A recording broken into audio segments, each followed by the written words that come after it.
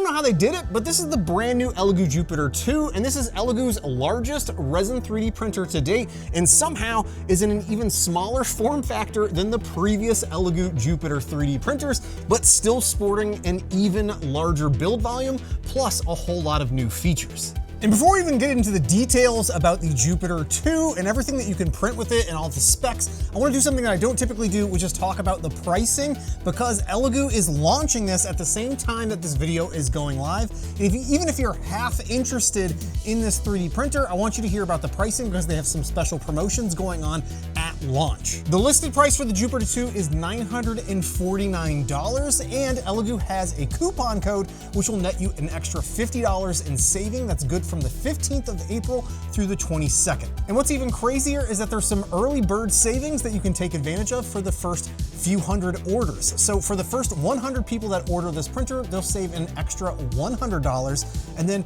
after that, the next 100 people will save an extra $50 on top of the coupon code that I previously mentioned. Yes, that stacks with both of these early bird offers. Also, if you've been living under a rock for like, I don't know, the past, 3 to 5 years now, this video is being sponsored by Elegoo, so please don't consider this a review of the Jupiter 2. There should be a good number of other content creators that are creating reviews for the Jupiter 2, but I will be going through and talking about not only everything that I printed with this, but some of the things that I've run into while working with it. And even though the Jupiter 2 is technically smaller in size than the Jupiter 1 and the Jupiter SE, its build volume is technically larger, but one factor that you're gonna have to definitely pay attention to is these double doors to get access to the inside of the printer.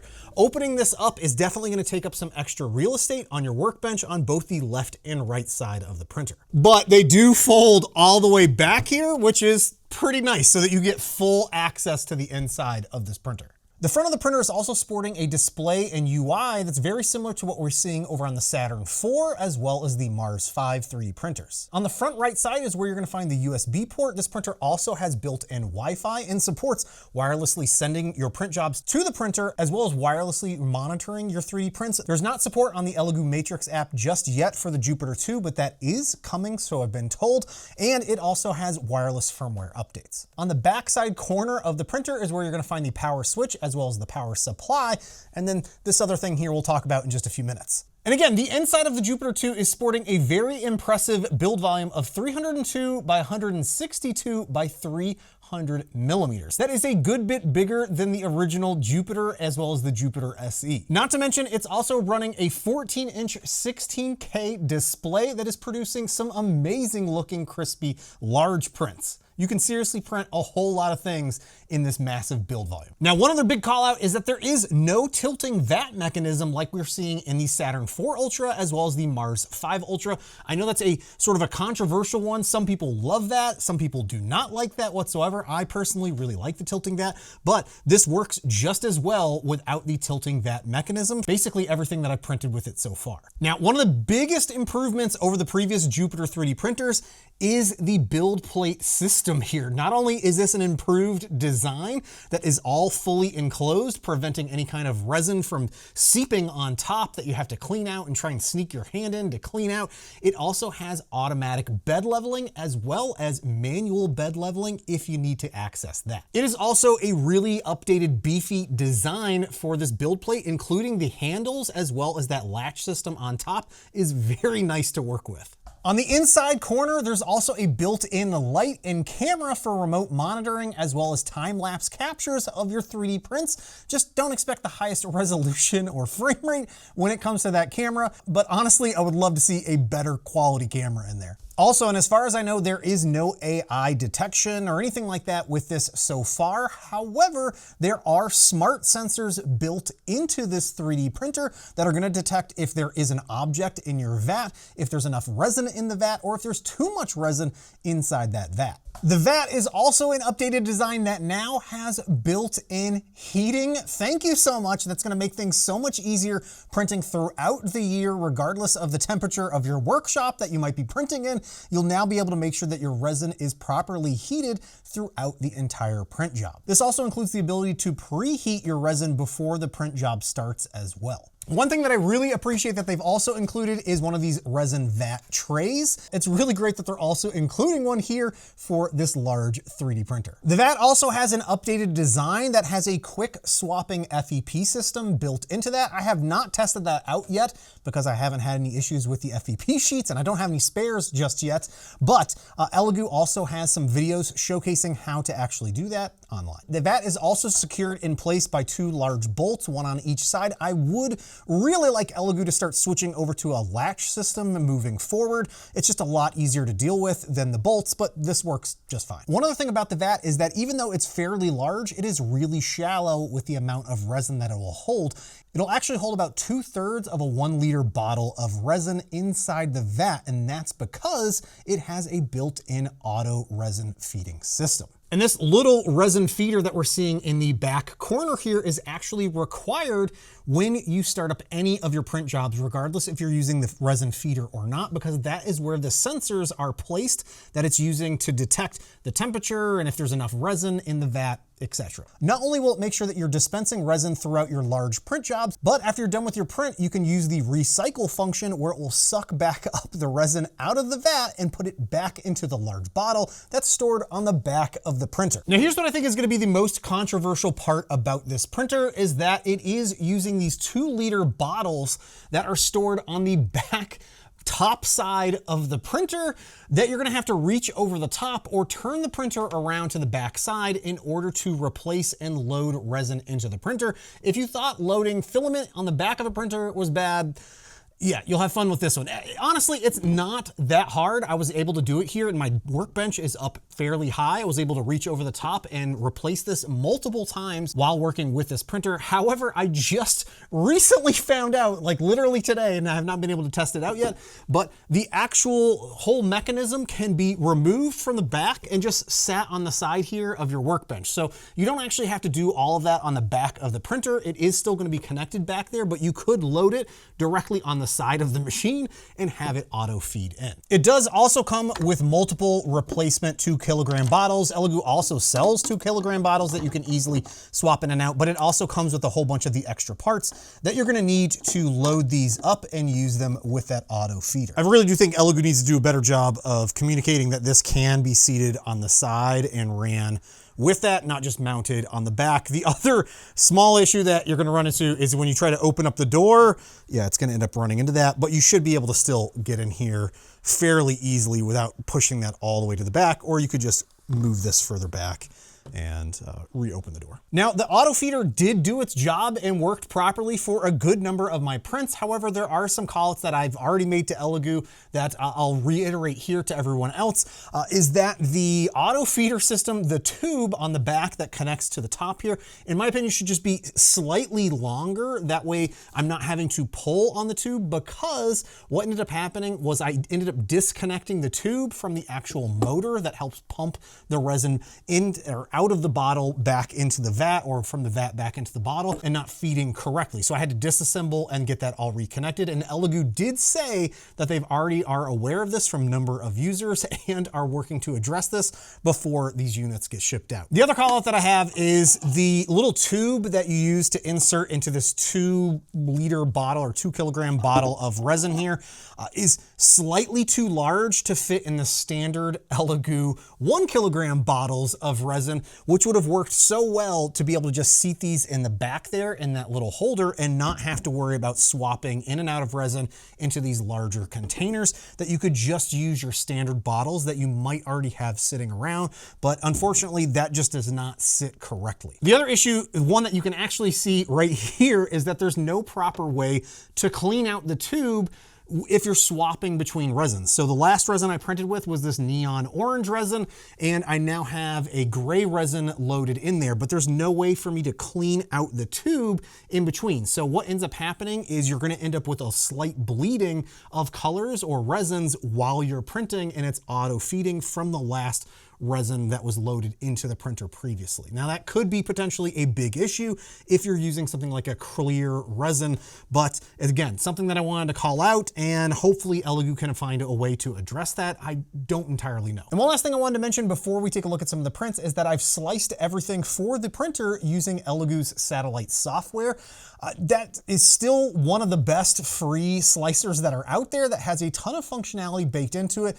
There definitely is going to be some usability improvements that Elegoo can continue to make in that to make it easier to use and navigate and move things around in that slicer. However, there were a whole lot of predefined slicer profiles that Elegoo did provide for the Jupiter 2. However, one call out that I had for Elegoo was I want to see them refine those profiles even further, because most of them are all relatively, if not all of them, are the exact same set of settings, and those default settings print good, but obviously it's not going to work for every single universal resin that is out there. And I ended up going in and building out my own profile that drastically sped up the print process and still retained some really great print results. So the very first thing that I went off and printed were some of these busts in a 75mm miniature from Loot Studios with the default profiles provided by Elegoo with this ABS-like resin. This took 12 hours and 47 minutes to print and was about 2,500 layers of printing. Now, what's awesome about this is that even though that took excessively longer than I was expecting to print these with those default settings, I knew that I could be able to get this to print just as well as these are looking right here with the same level of detail,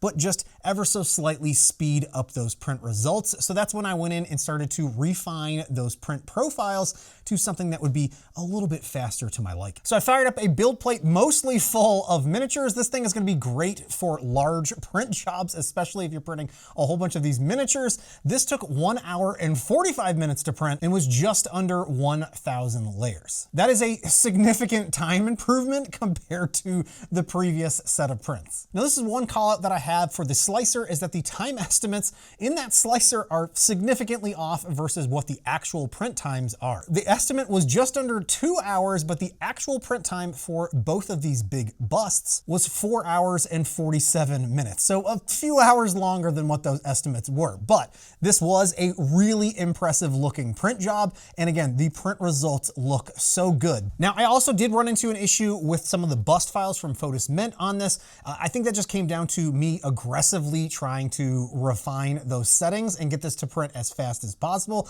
I definitely needed to adjust the exposure setting ever so slightly, which I've done on the next set of prints. You can also see easily in the Bebop file where it was feeding in a different set of tone of the resin there. I thought that was the same set of gray resin, but clearly the pigments were slightly different, which is why we're seeing two different tones of gray resin. So I really wanted to test out printing something massively large with this printer and kind of maxing out the build volume as best as I could. And I found this alien face hugger from Wekster and got this scaled up and sliced and printed here, and it looks so friggin' good. This turned out amazing. This was just under 12 hours for this entire thing to print, and the details and the results of this are so incredible. I cannot wait to get this actually painted and finished on display here. This is like a life-size replica prop. My buddy Ross over at Fallhammer said, hey, use my settings for a 0.03 layer height, because I print everything at 0.05, and I wanted to do a comparison print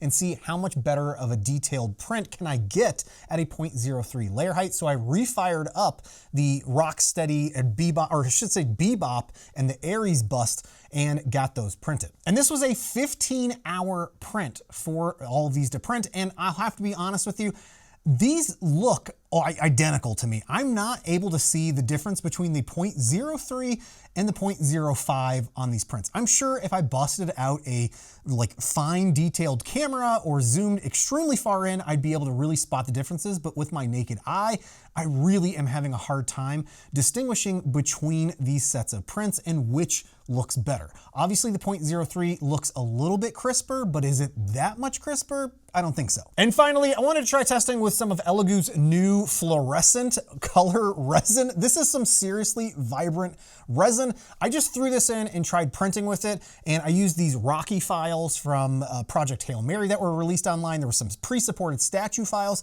and unfortunately, the settings that I had in here were clearly not correct. So this is why a whole bunch of those failed. However, one did properly print, so then I refined those settings even further and then got that reprinted, and a whole lot of those did succeed. Some continued to fail. I think I needed to just ever so slightly refine that even further with those settings.